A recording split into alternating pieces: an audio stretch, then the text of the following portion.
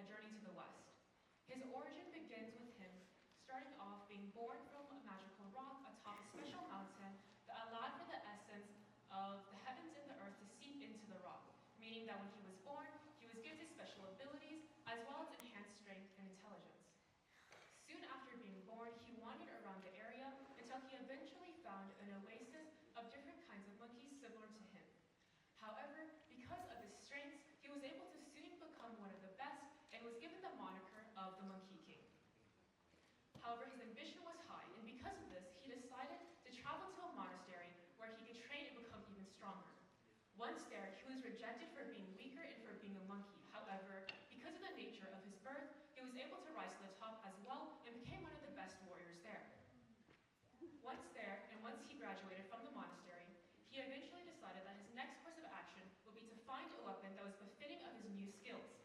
And so, as a result, he journeyed to find the Dragon King of the Eastern Sea in an underwater palace.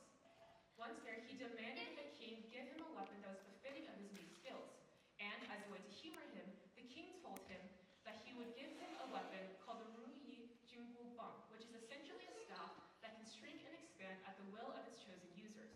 And to the surprise of both the Monkey King and the Dragon King, when the Monkey King went to go retrieve the staff, it shrunk into his hand, claiming him as its rightful owner. This resulted in an epic battle between the Dragon King and the Monkey King to see who could keep the staff. And of course, the Monkey King came out on top. After winning, he proceeded to loot the entirety of the palace, taking with him a set of armor, a set of boots, a feathered cap, as well as the staff itself. Afterwards, he decided that he would go to the Heavenly Palace and demand a position on its court.